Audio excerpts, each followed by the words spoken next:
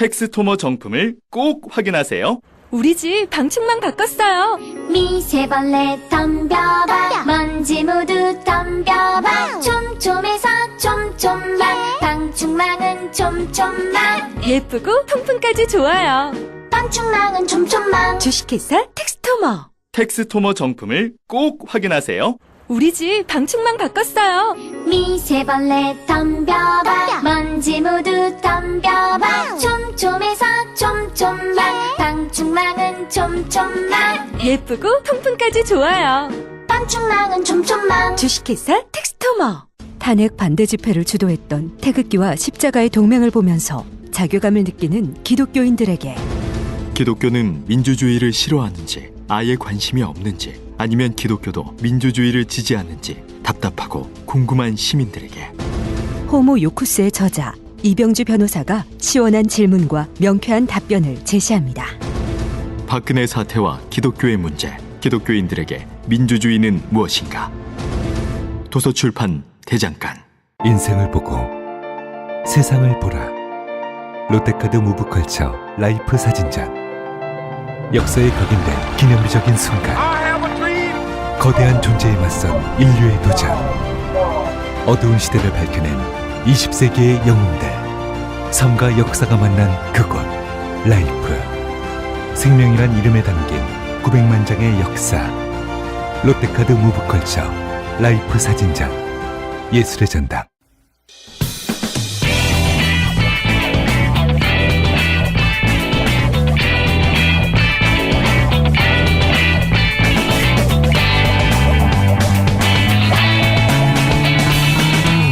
김어준의 뉴스공장.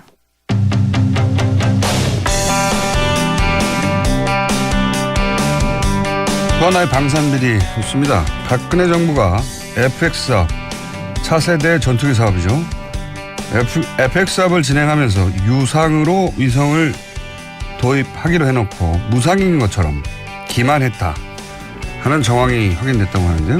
무슨 이야기인지 더불어민주당 박범계 최고위원님께서 이야기 들어보겠습니다. 안녕하세요, 의원님. 네, 반갑습니다. 예, 이게 무슨 이야기인지 굉장히 뭐랄까요, 이 외계처럼 들리거든요. 예, 위성을 유상으로 협상하고 무상인 것처럼 속였다. 이게 이제 감사원 감사에 의해서 확인됐다는 게 내용인 것 같은데 좀 자세히 설명해 주시죠. 어떤 내용입니까? 네, 현재 감사원이 이제 감사를 진행 중에 있고요. 네. 그 차세대 전투기 사업이라고 FX 사업이 있습니다. 그래서 당초에 이제 우리나라의 주력기였던 F4, F5 그 전투기들 있지 않습니까? 네. 그것이 노후화되면서 그걸 대체해가지고 최첨단 기종으로 바꿔야 되는데 F15 SE, F15기가 이제 사실상 결정되는 듯 하다가 박근혜 정권 2013년 9월에 F35A로 기종이 변경돼서 확정이 됩니다. 네. 이때도 말들이 많았죠. 예. 예, 뭐 계속 언론 기사에 나왔고요. 이 F35 기종 변경으로 이것을 이제 구입을 하게 되는데 이것은 한국형 차세대 전투기 사업과 연결이 되어 있습니다. 네. 우리나라가 자체적으로 전투기를 개발하는데 그러려면 핵심 기술을 이전받아야 되거든요. 네네. 그렇기 때문에 보잉사의 F15가 핵심 기술 이전에 필요하냐 아니면 로키드 마틴사의 F35기가 더 나으냐라는 것이 중요한 관건이었는데 네. 이 보잉사의 F15를 도입하는 경우에는 핵심 기술 이전이 가능한데 네. F35로 기종 변경이 갑자기 바뀌면서 사실상 핵심 기술 이전이 불가능해졌고 네. 이 F35 기종 변경이 되면서 그 협상 과정에서 소위 절충 교역이라는 게 있거든요. 네. 핵심 기술 이전을 넘겨받는 무상으로 넘겨받는 그러한 계약 조건인데 이것이 박근혜 정부에서 그 당시 국방부에서 국민들에게 무상으로 이전받는 것처럼 포장했다가 그것이 사실상 유상으로 협상되지 않았느냐라는 그러한 감사가 진행 중에 있다 이런 말씀입니다. 어렵죠? 어렵습니다. 간단하게 정리해 보자면 우리나라 비행기들이 이제 쓰던 전투기들을 노후해가지고 바꾸기로 한 게 벌써 2000년대 아닙니까? 오래전인데. 맞습니다. 예. 네네. 그래서 처음에는 F-15기 보잉사의 거를 일부 들여왔죠. 들여오고 네네. 나서 추가로 더 들여와야 되는데 이때 그러니까 차세대 전투기 우리가 직접 개발하는 차세대 전투기 KFX 사업이죠. FX에 맞습니다. K를 붙여서 우리도 전투기를 개발하고 싶으니까 이렇게 들여오면서 당신들이 가지고 있는 기술 이전을 해줘야 무기를 구입하겠다. 이게 맞습니다. 네. 조건을 걸었고 그런데 이제 미국 보잉사의 F-15는 기술 이전을 해준다고 했는데도 불구하고 기술 이전이 여의치 않은 F-35를 왜 선정했느냐. 이렇게 되면은 KFX에 연결이 안 되지 않느냐. 이렇게 해서 이제 논란이 크게 됐었죠. 그렇습니다. 네. 그건 이미 크게 된 사안인데 근데 최근에 확인한 것은 감사원을 통해서 감사를 해봤더니 기술 이전 가지고 논란이 많으니까 위성을 도입하는데 이게 마치 돈을 안 들이고 도입하는 것처럼 속였다 이런 말인 거죠. 그렇습니다. 그 핵심 기술 이전은 4대 네. 핵심 기술과 그것을 포함한 한 20여 개 항목의 핵심 기술이 있고요. 별도로 그러한 핵심 기술 이전과 별도로 군사통신 위성을 지원하는 네. 이것도 역시 절충교역에 무상으로 제공받는 군사통신 위성을요. 네. 그렇게 국민들에게 알렸지만 실상은 유상으로 협상을 했다. 바로 요 점이 들통이 나가지고 현재 감사원 감사를 진행 중에 있다 이런 말씀입니다. 그러니까 바꿀 이유가 없었던 게 또 드러난 셈인 거죠. 그렇습니다. 예. 왜 기술 이전해 준 데랑 안 했냐고 질책을 많이 받았었는데 바꿀 때도 보잉에서 로키드로 바꿀 때도 그때 이제 여러 가지 변명을 했는데 예. 예, 문제는 이 F-35의 이 기는요. 이미 박근혜 정부 국방부가 2013년 9월에 F-35로 바꾸기 이전에 이미 미국 정부에 의해서 이 4대 핵심 기술 이전이 수출이 불가능한 항목으로 딱 정해져 있는 겁니다. 처음부터. 그러니까 처음부터 불가능한 기술 이전 항목으로 정해져 있는 것을 마치 이전 받는 것처럼 했고 그건 그때 이미 수 있는 것처럼 했고요. 그때 이미 밝혀졌고 이번에 추가로 밝혀지는 것은 그게 아니더라도 어쨌든 군사통신 위성을 우리가 마음대로 이용할 수 있는 장점이 있지 않느냐라는 식으로 어필했는데 알고 봤더니 그건 돈 주고 써야 되는 걸로.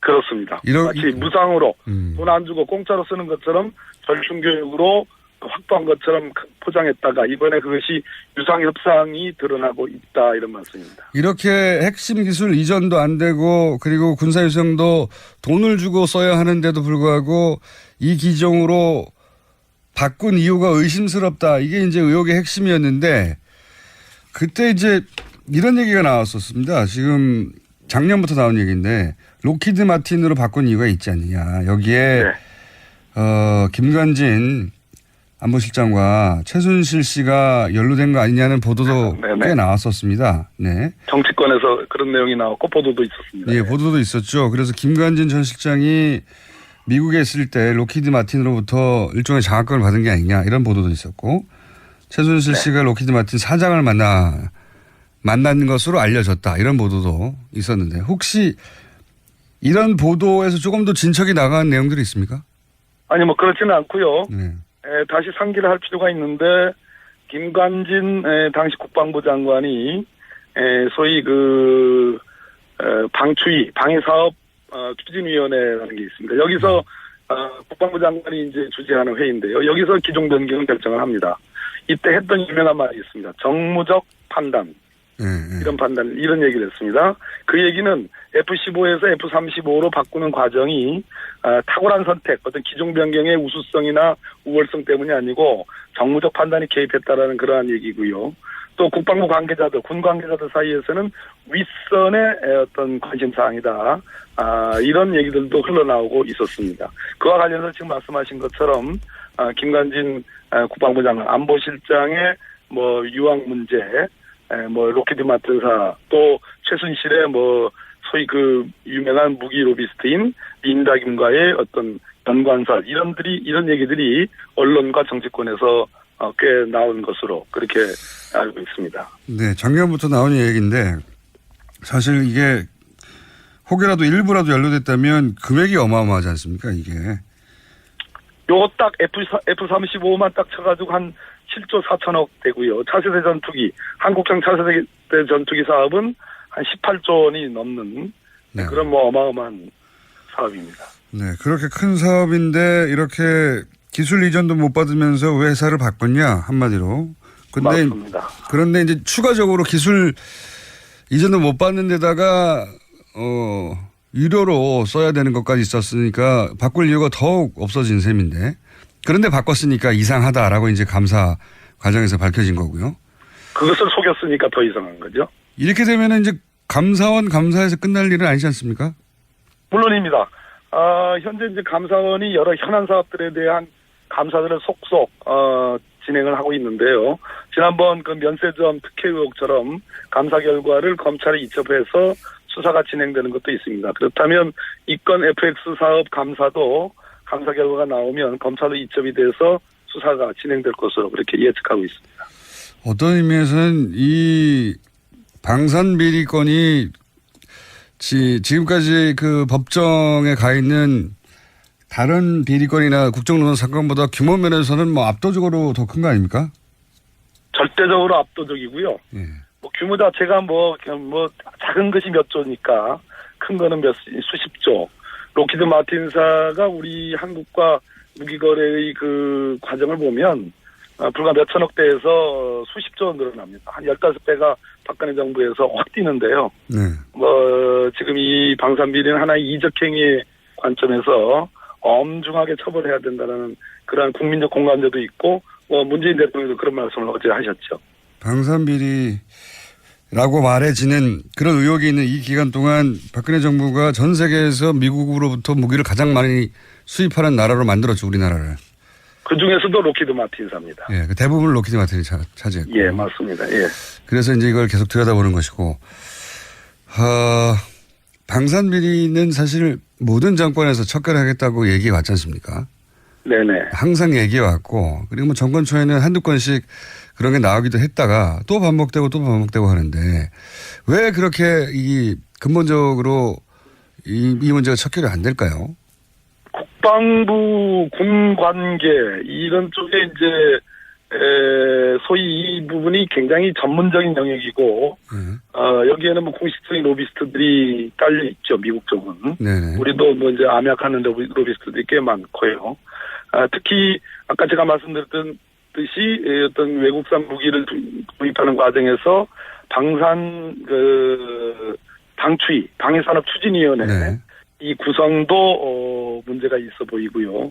전문가의 객관적 외부 전문가들을 포함시켜서 엄정하게 심사를 해야 되는데 그런 부분이 좀 결여되어 있는 듯한 생각도 듭니다. 군이 그러니까 완전히 그들만의 리그로 꾸며진 세계에서 움직이다 보니까 이게 이제 외부에서는 감사하기도 힘들고 우리나라에 마피아가 많죠. 네. 마피아가 그냥 암흑가에 갱단만 있는 게 아니고 여기저기 마피아들이 꽤 있습니다. 그 마피아가 예. 폭력을 행사하는 이유는 이익 때문이니까 네, 이익으로 뭉치고 마피아라고 할 수 있죠. 예. 그렇다. 예. 그런 이 방산 관련해 방산 마피아도 어마어마하다. 그런 거군요. 네. 근데 그 규모가 너무 크다 보니까 대통령이 직접 해결해 보겠다고 지금 나서는 거고요. 예, 맞습니다. 예. 한 가지 더 말씀드리면 네. 박근혜 정부에서도 이 방산비리 척결을 포장했다는 거죠. 우병우 민정수석, 네. 고전에 이제 우병우 민정비서관이 있을 때 김영한 민정수석이었는데요. 방산비리 합수단 대대적으로 이름 걸고 시작했었습니다. 그런데 이것이 저는 약간 성동격서라는 느낌? 무언가를 가리기 위해서 다른 쪽을 치는 다 뭐 무죄가 났잖아요. 그다음에 황기철 총장 뭐 등등 해가지고 뭐 최윤희 총장 다 구속 기소했지만 다 무죄 났습니다. 저는 뭐 어떤 느낌이 들었냐면 다른 라인이 해먹던 걸 쳐서 자기 라인으로 끌어들이기 위한 수사가 아니었나. 네, 엎어치나 배치나 같은 말씀이네요. 예, 먹던 줄기를 바꾼 거죠. 야, 당신들이 먹던 걸 우리가 먹을 테니까 그런 게 아니었나라고 생각될 만큼 뭐 한다고 했는데 결국은 이루어진 건 없었습니다. 방산비리 척결도. 네, 맞습니다. 박근혜 정권 시절에는. 연결했으니까 한 가지만 더 여쭤보자면 문건이 지금 어마어마하게 발견되고 있지 않습니까? 네네네. 이게 이제 누가 남기고 간 게 아니라 정말 처리를 못하고 간 걸로 보여지는데 그런 거겠죠, 일단? 아닙니다. 규모상 예. 민정수석실, 정무수석실, 이제는 뭐 국정상황실 또 안 보실 문건까지 나와 있는데요. 이거는 제 느낌은 사실상 방치된 거 아니냐. 그러니까요. 탄핵의 과정에서 물론 경황이 없었겠습니다만 어쩌면 이것은 여러 가지 형사 민사상의 법적 책임을 과 관련해서 다분히 의도적으로 남기고 간 느낌도 규모가 이게 뭐 장난이 아니잖아요. 그러니까 말씀은 뭐 실수로 혹은 뭐 내 캐비닛이 아니어서 이런 수도 있지만 너무 규모가 있다 보니까 오히려 삭제의 책임을 물을까봐 청와대의 구성은요. 네. 소위 정무직 그러니까 어떤 집권당의 코드와 일치하는 정무직 예. 출신의 청와대 측근이나 정치인들 있고요. 예. 또 부처에서 파견된 말 그대로 직업 공무원들이 있습니다. 그렇죠. 그러면 작년 10월부터 시작된 국정농단의 과정을 1,600만 명 촛불 시민혁명, 시민들, 국민들 이렇게 놓고 봤을 때 저는 이거는 그냥 우연히 그냥 다 치우지 못한 것이 아닌 거 아닌가 하는 느낌. 규모가 너무 큽니다. 그렇게도 조사해 볼 만한 사안이에요. 의원님은 그렇게 생각하시는군요. 예. 누군가 일부러 발견되라고 남겼을 수 있다. 뭐 단정할 수는 없습니다만 이렇게 많은 양의 중요한 문서들이 방치될 수 있을까 하는 그런 측면에서 그렇습니다. 이 문서들이 실제로 이 국정농단 재판에 판사 출신으로 보시기에 활용될 수 있을 거라고 보십니까? 전에 삼성 합병 관련된 자필 메모는 주체를 작성자를 파악을 해야지 증거 능력이 있는데요. 어제 발견된 것들은 전부 다 회의록이기 때문에 전부 다가 아니고요. 뭐 회의록도 있기 때문에 거기는 비서실장, 관계수석비서관, 관계관들의 어떤 회의의 내용과 주체들이 다 명시가 되어 있기 때문에 그건 그 자체가 공문서입니다. 바로 증거 능력이 있는 겁니다. 그렇군요. 바로 재판에 쓰여질 수 있는 거죠. 그러니까 메모나 작성자를 특정할 수 없는 것들은 시간이 걸리겠지만 일부 문서들은 바로 제출돼서 활용될 수 있다. 증거로. 그렇습니다. 알겠습니다. 오늘은 회의가 곧 있다고 하시니까. 예, 그렇습니다. 예. 4분 후에 회의가 있다고 하셔가지고 저희가 여기까지만 연결해야 되고요. 마지막으로 법무부 장관은 언제 되십니까? 아이고, 왜 그러세요? 김어준 공장장님이 제일 나쁜 분이에요. 여기까지 하겠습니다. 감사합니다. 네, 고맙습니다. 네. 더불어민주당 박범계 최고위원이었습니다. 오빠, 우리 어디 가는 거야? 정수 가지. 와, 우리 말 타러 가는 거야? 그렇게 좋아? 고민하지 말고 장수로 오세요. 온 가족이 즐기는 승마 체험과 국내 최대 규모의 말역사 체험관 등 장수에는 정말 볼 것, 누릴 것들이 넘쳐난답니다. 말의 심장 소리를 직접 느껴보는 장수에서의 하룬 여행. 장수는 항상 가까이 있습니다. 주말 여행은 장수로. 승마 체험 예약은 063-350-5486.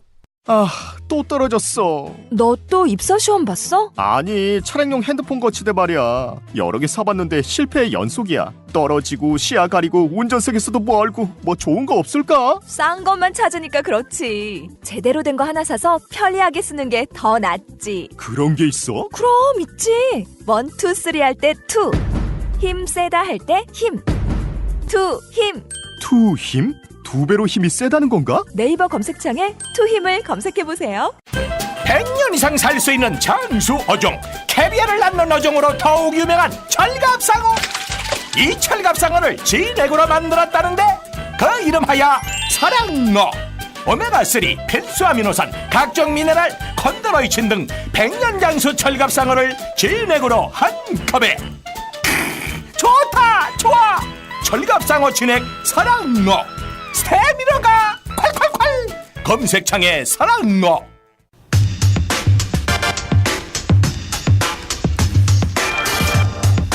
뉴스공장 최초로 이틀 연속으로 출연하는 패널 소악마로 오늘 부르겠습니다. 양지열. 어제 제가 이미 어제 중앙마로 해주기로 했다가 또 왜 갑자기 소악마로 하루 사이에 급하게 땜빵을 해결해 주셨기 때문에 오늘 그냥 고정 코너니까. 야, 소악마. 굳이 그런 거 가지고 싸우기 싫습니다. 이제. 양지열 변호사님 나오셨습니다. 자, 예, 안녕하세요. 오늘 어제 사실은 그 2주의 핫한 법률적인 사안은 한번 정리를 하셨고 오늘은 어떤 사안으로 한번 해보실랍니까?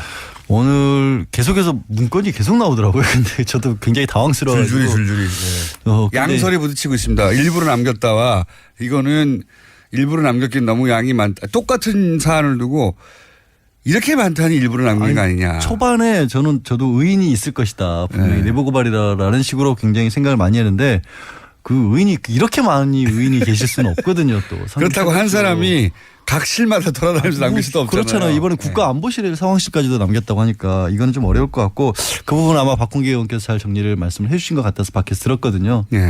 오늘 저는 박범계 의원님은 근데 의인이 있다고 보시는 쪽이고요. 계속해서 저는 없다고 보는 쪽입니다. 저는 첫 번째 민정수석실에서 나왔을 땐 의인이다라고 했는데 저도 그때는 가능성이 있을 수 있다고 정무로 생각했는데. 가는 순간부터 이건 이상하다 하더니 어제 국가안보 상황실 안보실까지 나온 건 아니다라는 쪽으로 좀 돌았습니다. 예. 이 정도라면 제가 보기에는 식당도 뒤져봐야 될 것 같고요. 연못도 파봐야 된다고 저는 물 빼봐야 된다고 생각하는 사람입니다. 네. 어디서 나올지 몰라요. 그러니까요. 그 비싼 침대 좀 뜯어보죠. 600만 원짜리? 예. 무슨 침대를 그렇게 비싼 걸 사가지고 쓸데없이 언론에 계속해서 얘기가 나오는지 모르겠어요. 그냥 그런 건 조용히 경매 처분했으면 좋겠어요. 본인 돈으로 안 내니까요. 아니 그래도 그 뉴스에 나온다는 것 자체가 이런 게 희화화되는 것 자체가 좀 싫어요. 사실은 좀. 그렇죠. 전직 대통령의 침대가 희화된 건 처음입니다. 화제가 된 것 자체가 처음이고.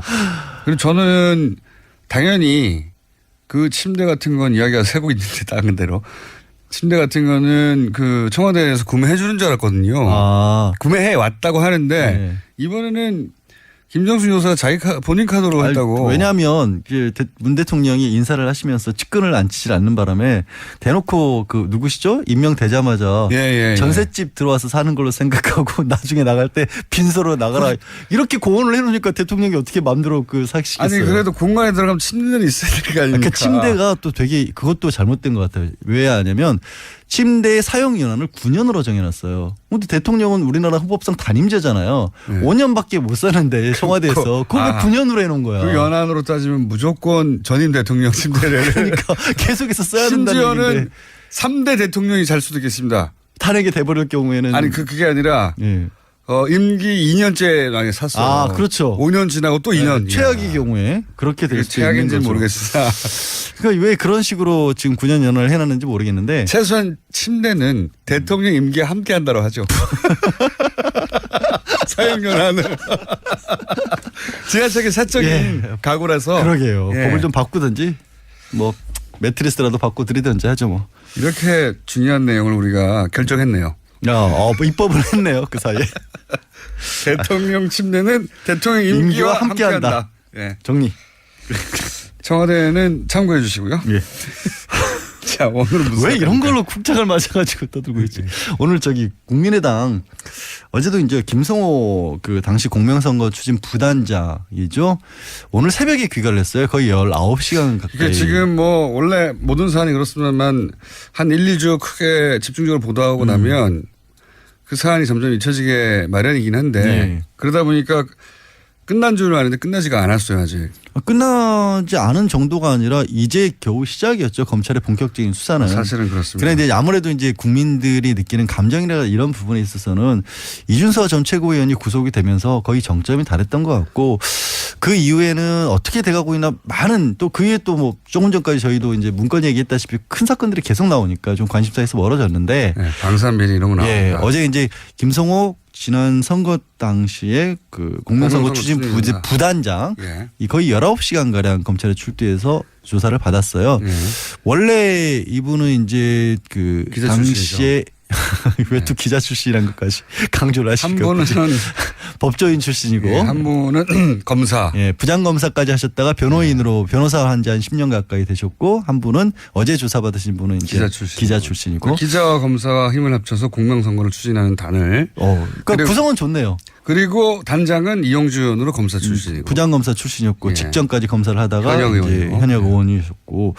근데 거의 19시간 마지막 2시간 가량은 본인의 이제 조서를 이제 살펴보는 대로 썼다라고 하지만 어제 들어가기 전에 기자들을 만나서 한 얘기는 우리는 검증을 소홀히 하지 않았다. 이분이 받고 있는 혐의는 이런 겁니다. 이제 정리를 쭉 하면 이유미 씨 같은 경우에는 증거물을 만들어냈고 녹취 파일하고 그거를 단독 범행이라고 계속 하고 있고. 그거는 단독 범행이에요. 그러니까 검찰에서도 그것까지 공모했다고 보지는 않습니다. 이준서 전 최고위원 같은 경우에는 이게 뭔가 잘못됐다는 걸 알면서도 이런 것들을 자꾸만 계속해서 증거를 찾아와라. 또 제보자 안다면서 만나서 녹음해와라. 이런 식으로 언론 보도에 따르면 그 다음 날 뭔가 잘못됐다라는 문자를 보냈는데도 불구하고 묵살을 하고 계속해서 유지를 했기 때문에 이 이준서 전 최고위원 같은 경우에는 그 처음에 증거가 만들어진 조작된 증거가 만들어지는 과정 그리고 발표했을 때 그다음에 또 중요한 게 뭐냐면 지금 좀 전까지 말씀드렸던 국민의당 공약선거 추진단에서 김성호 당시 부단장이나 김인원 부단장이 야 이거 증거 제대로 된 거냐 확인해 봤냐라고 이준서 전 최고위원에게 물었어요. 확인했어요. 들고 왔으니까. 그랬더니 100% 확실하다. 내가 여러 군데 제보도 확인해 봤고 뭐 저기 복수의 관계자들을 확인했고 이런 것들을 확신을 시켜준 사람이 이준서 전 최고위원이었어요. 그러니까 이준서 전 최고위원에게 이유미 씨는 나는 그런 식의 확신을 준 게 아니라 거꾸로 그 다음 날 이게 사실상 제보자가 없는 것과 마찬가지다라고 하는 문자도 보냈다고 하니까. 그러니까 이준서 전 최고위원까지는 거의 이제 유죄를 피해가기가 어렵다고 봐야겠죠. 그런 상황이고요. 근데 그럼 어제 김성호 부단장은 왜 조사를 받았냐. 그러면 김성호 부단장은 책임이 없다라고 볼 수 있을 것이냐. 그러니까 증거 조작은 몰랐다고 할지라도 그냥 믿은 책임밖에 믿은 죄밖에 과연 없느냐. 믿은 죄밖에 없다고 봐야 되느냐. 법률적으로는 어떠냐. 아니면 그분도 이제 미필적으로라도 고의가 있느냐. 그러니까 이게 확인을 단순히 소홀한 거를 떠나서 뭔가 잘못됐다는 것을 알면서도 그걸 이제 알면서도 그래도 어쩔 수 없다. 난 이걸 해야겠다. 발표를 해야겠다라는 결심을 했다라면 그걸 이제 법률적으로 따지는 거죠. 미필적 그러니까. 고의라는 건데. 김성호 그 부속 부단장이 이게 의심의 여지가 전혀 없는 상태까지 갔느냐. 그렇죠. 법률적으로 보면 아니면 미진함에도 불구하고 지금 선거가 바로 코앞이고 4일 전이니까 코앞이고 촉박하고 지금 국면이 어려우니 후보를 위해서 좀 미진하지만 갔느냐 이거를 판단해 보겠다는 거죠. 판단한 거죠. 이제 어제 조사받으러 들어가기 전에 한 얘기는 뭐 카카오톡이라든가 녹취 내용도 꼼꼼하게 검토를 해봤고 본인으로서는 의심하기 어렵다. 그리고 그렇게 얘기해. 제보자의 이메일 같은 경우도 이제 검색을 해보니까 그 제보자라고 한 사람의 이메일이 맞는 걸로 인터넷 검색 결과가 나오더라. 저도 그래서 제 이메일을 검색을 해보니까 나오긴 나오더라고요. 이메일은 나옵니다. 양지열이라는 이름이 나오더라고요. 깜짝 놀랐어요. 뭐 대단하다고. 아니, 그러니까 저는 그런 걸 해본 적이 없으니까. 그리고 이제 언론에는 이메일 검색한 것만 나오고 있지만 다른 부분도 본인이 이제 충분히 검증 과정을 거쳤다라는 설명까지 하셨는데 그게 뭔지까지는 얘기를 안 했어요. 근데 조금 전에 말씀하신 이제 과연 거짓말이라는 것을 알았느냐라는 것을 검찰이나 법원에서는 결국엔 대법원에서 판례를 비춰봐서 할 수밖에 없잖아요. 굉장히 좀 까다롭게 따지긴 해요. 이게 그럼 어떤 식으로 따지냐. 내용이 어떤 내용이냐. 내용 자체를 봤을 때 그리고 정을 얼마나 구체적이었느냐. 그리고 그거를 확인해 줄 만한 주변에 다른 자료들도 또 있었느냐라는 걸 보는 거고 그런 것을 과연 그걸 보는 사람 입장에서 학력이나 경력이라든가 사회적 지위 또 그거를 봤던 시점 사회적인 파급 효과 어렵네요. 이런 것들을 고려해서 하나하나 다 짜지는 거예요. 제가 보기에는 판사가 누구냐에 따라서 성향에 따라 크게 갈릴 수 있는 사안이라고 그러니까 봅니다. 그럴 수도 있고 그만큼 이게 중대한 사안이기 때문에 그렇죠. 우리 예를 들어서 이 허위사실 공표죄와 관련해서는 빼놓을 수 없는 분이 정봉주 전 의원 같은 경우거든요. 정봉주 전 의원 같은 경우에 법원에서는 그때 당시 어떻게 봤냐면 뭐 인터뷰라든가 뭐 영상 뭐 이명박 전 대통령이 회사를 만들었다 뭐 이런 얘기들도 했는데 충분히 있는데 그리고 사무실에서 인터뷰한 내 회사라는 얘기 동영상도 있고 근데 그런 걸 믿은 걸로도 이거는 부족하다라고 했거든요. 그 굉장히 그것도 대법원에서 확정 판결을 났지 않습니까? 대법원에서 실형까지 이제 1년 복역을 하셨던 그런 경우이기 때문에 그 경우에 비추면 사실 굉장히 어려운 거고요. 어려운 거. 근데 정봉주 전 의원의 그 판결이 정상이라고 볼 수는 없거든요. 그러니까 지금 말씀하신 것처럼 이제 판사가 어떤 성향이냐는 거는 그렇게 얘기를 할 수도 있는 거죠. 이때 정봉주 전 의원은 이제 보복을 당했다고 봐야 되는 거군요. 이제 더군다나 사실 그렇게 보는 게 맞죠. 지금 BBK 네. 사건 자체가 문제가 있다는 거는 여러 가지 경로로 확인이 됐기 때문에 지금 본인도 이제 억울하다고 김경주 씨도 다시 이제 법적 소송을 할지도 모른다는 움직임이 나오고 있지 않습니까? 근데 그건 너무 간 사안인데 그만큼 이게 어렵다라는 거죠. 어렵다는 거고 이런 거를 또 규범적 판단을 한다는 법원에서 표현을 해요. 이게 뭐냐면 실제로 그 사람이 그걸 알았느냐 몰랐느냐는 알아볼 방법이 없다. 현재 과학으로. 네. 그렇기 때문에 그냥 외부의 여러 가지 상황을 비춰봤을 때 일반인이라면 이 정도 상황이면 알았다고 봐야 되는 거 아니냐. 플러스 거기에 그 행동을 한 사람. 그러니까 여기서 김성호 단장 개인은 어떻게 봤을까.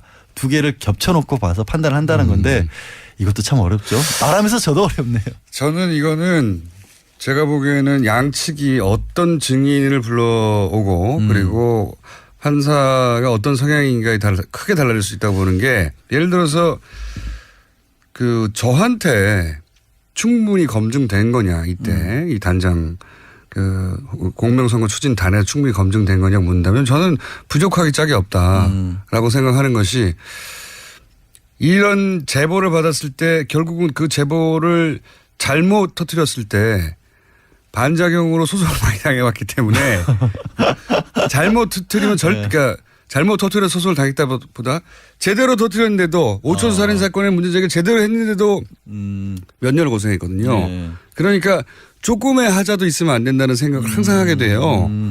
그런 관점에서 보면 당사자하고 통화를 못했거나 당사자가 하다못해 어디 사는지 당사자하고 어떤 관계인지 당사자가 뭐 이메일로 뭐라고 그랬는지 기본 접촉이 없으면 안 합니다. 그러니까 여기서 이제 문제점이 뭐냐면 제보자를 확인을 시켜달라고 이준서 전 최고위원에게 물어봤더니 이준서 전 최고위원이 이 사람이 직접 통화를 원하지 않는다. 하게 되면 제보를 안 하겠다고 했다. 그 말을 했거든요. 상관없어요. 아니, 그러면 가야 되는 겁니다. 통화를 안 하면 좋아. 그러면 가서 만나자 이렇게 했어야 되는 그러면 거예요. 중요해지는 게 뭐냐면 그러면 김성호 부단장 입장에서 이준서 최고위원이 그렇게 얘기했을 때 이준서 최고위원을 믿을 만한 사람이었느냐 평소에. 여기까지 가야 되는 거예요. 아니 그거는 이렇게 이론적인 거고요. 실제 겪어본 바에 따라 이런 제보를 다룰 때는 중간에 누가 해줬든지 중요하지 않아요. 본인이 그 당사자가 목소리를 내라고 했잖아요. 그렇죠. 의지가 있는 거란 말이죠. 전화는 그렇다고 쳐요.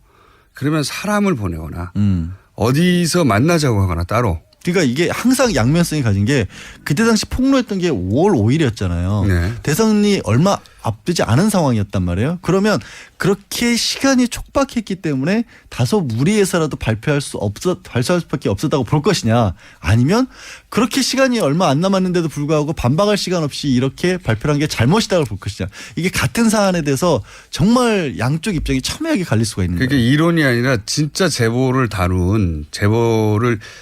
많이 다룬 기자나 이런 사람 잘 없어요. 그러니까 누군가 제보를 많이 다룬 사람을 증인으로 누가 데려오느냐에 따라 저는 영향을 미칠 수 있는 상황이다. 왜냐하면 상상으로는 그렇거든요. 그 정도면 이메일 확인하면 된 것 같잖아요.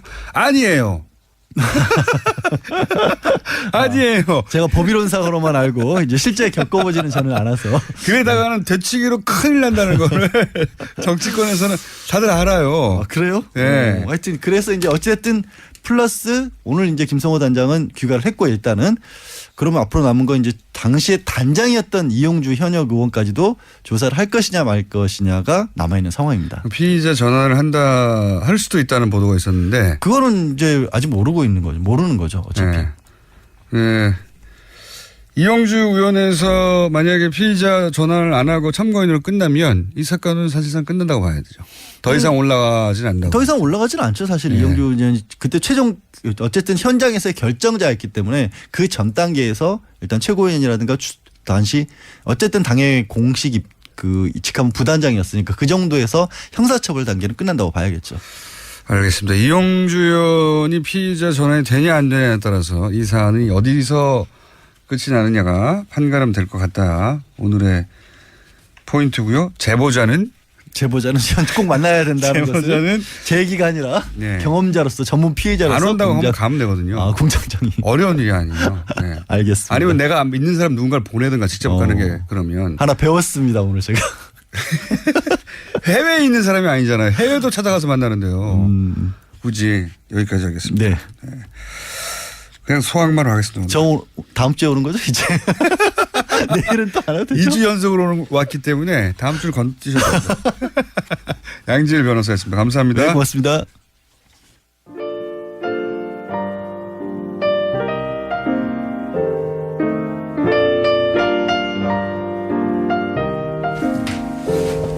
자, 불친절한 AS. 역시 노회찬 대표님 관련해서 문자가 많이 왔습니다. 슬리퍼와 쓰레빠는 이렇게 구분하는 것이다. 슬리퍼는 신고 다니고 쓰레빠는 끌고 다녀야 한다. 제 머릿속에 슬리퍼는 헝겊으로 실내에서 주로 신고요. 쓰레빠는 합성 수치로 만들어가지고 밖에서 주로. 그리고 허리가 절단돼야 됩니다. 슬리퍼는. 그리고 러닝 셔츠가 아니라 난닝구를 입고 이 신발을 신어야 합니다. 네. 난닝 혹은 트레이닝복이 아니라 추리닝을 입어야 하고요. 네. 역시 노회찬 대표님 문자 많이 왔습니다. 그리고 누가 멀리서 듣나. 월 장원 노리는 페루. 예. 페루 트루히오. 애청자 신채연입니다. 그러나 내일 출발합니다. 내일 출발해서 아무 사람을 거쳐서 귀국한 예정이 나왔네요. 안타깝네요. 저희 연결해 보려고 그랬는데 탈락되시겠습니다. 휴스턴 김모라 씨가 박근혜 전 대통령 침대 박삼모 카페에 경매하면 어떨까요? 예. 거울방에 거울도 조각을 내 손거울로 만들어 팔고 그것이 바로 창조경제 아닙니까? 네. 재미있는 아이디어였습니다. 여기까지 하겠습니다.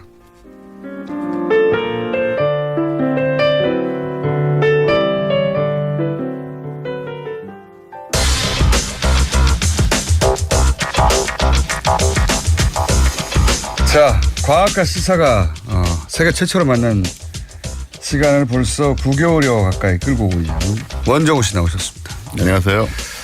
타율이 한 7, 8할은 돼요. 네, 굉장한 거죠. 네, 굉장한 겁니다. 사실은 7, 8할이면 뭐 4할만 돼도 스윗하잔데. 근데 지난주에는 삼진 아웃을 나가셨죠. 예, 뭐 베이브루스도 간혹 삼진을 당하곤 했죠. 자, 오늘은 어떤 주제입니까? 오늘은 철저하게 과학, 의학 관련된 얘기를 좀 진지하게 드리려고 합니다. 초심으로 돌아가서? 그렇습니다. 과학만 해보자. 네. 예. 일단 저희가 첫 시간은 외계인으로 시작했고요. 한 두세 번 그렇게 하다가요. 네, 외계인 하다가 갑자기 국정농단 시타가 터져가지고 그때부터 시작해가지고 촛불을 과연 끌 수 있냐 없다부터 시작해가지고 예, 안드로메다라고 가가지고 아직 안 돌아가고 있었는데 네. 다시 과학으로 돌아가겠다. 네. 네, 좋습니다. 네. 일단 우리 몸의 건강을 지키기 위한 필수 상식을 하나 알려드리고 싶어요. 네. 여름철이고 하니까 또 다이어트 얘기도 많이 나오는데 일단 지난 대선에 출마했던 후보 한 분으로 이야기를 시작하겠습니다. 네. 아마 기억하실 거예요. K모 당의 오모 후보라는 분이 계셨는데요. 실명 얘기해도 되나요? 실명 아니 대선까지 출마하신 분인데 그렇죠. 실명을 얘기할 수 있죠. 기호 7번 경제애국당의 오영국 후보입니다. 경제애국당은 생각납니다. 네. 참 재밌는 이름이라고 생각합니다. 이분 공약 혹시 생각나세요? 공약까지는 보지 않았어요. 경제애국당에서 멈췄어요. 네. 공약 중에 인류 구원이 들어있습니다. 제가 큰 걸 놓쳤네요. 이런. 그러니까 그때 너무 진지하게 반응하시는 걸 이런 걸 놓치셨던 것 같아요. 경제애국당에서 그리고 그냥 넘어왔는데. 네. 그다음에 1300만 일자리 창출. 그거야 뭐. 근데 그 중에 이분이 운영하시는 회사에서만 430만 명을 채용하겠다고.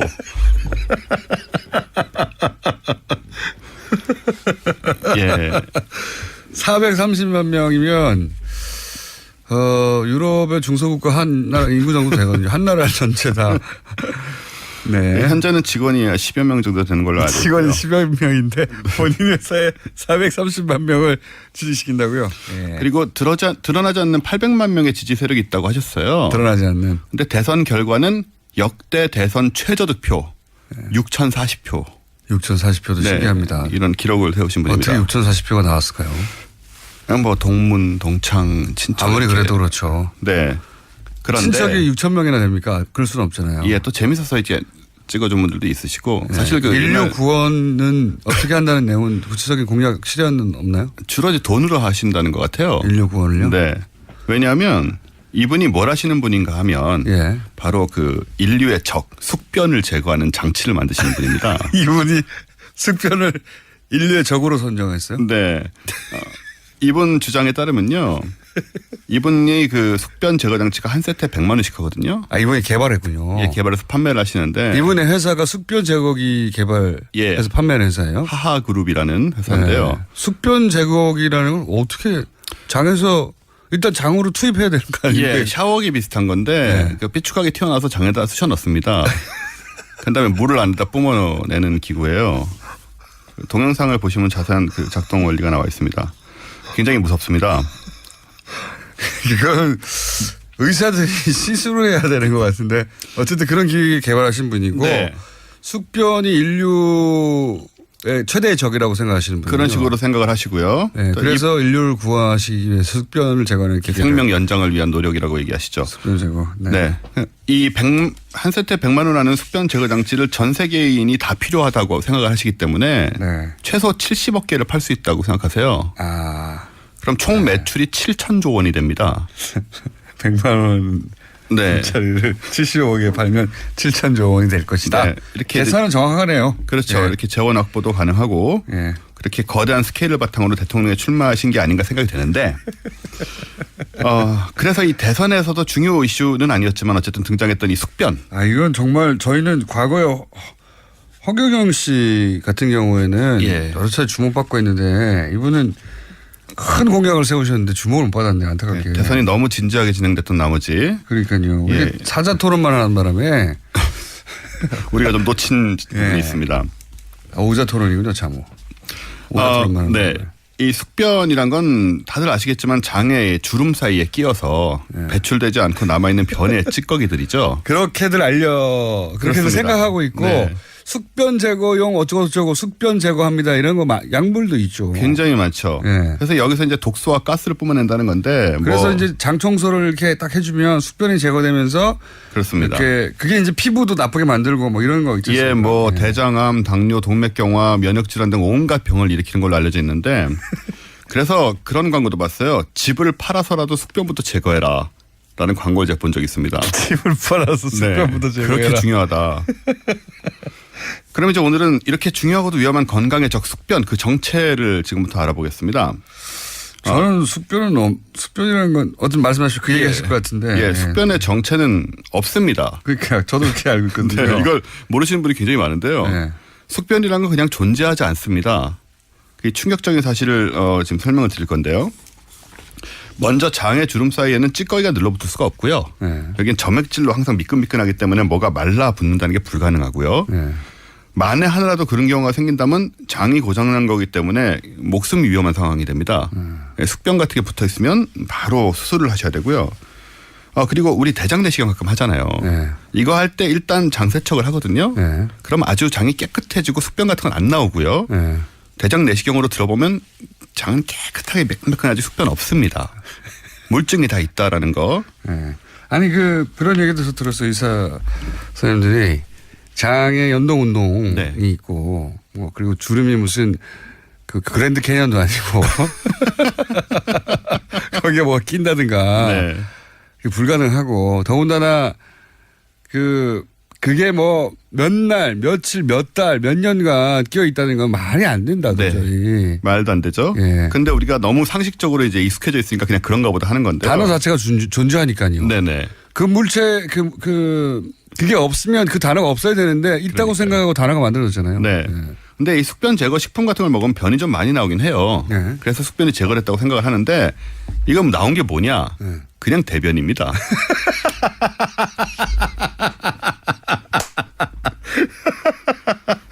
원래 숙변 제거제가 수분하고 식이섬유가 많아서 대변이 묽고 커져요. 그래서 뭐가 많이 나온 것처럼 보이는 거고요. 아유, 더럽네요, 정말. 의학이니까요. 그 때로는 숙변 제거 식품 먹고 굶는 경우가 있거든요. 뭐 디톡스 이런 얘기하면서. 근데 아무것도 안 먹었는데 뭐가 나와요. 시커멓게. 그럼 이건 뭐냐? 이것도 그냥 대변이에요.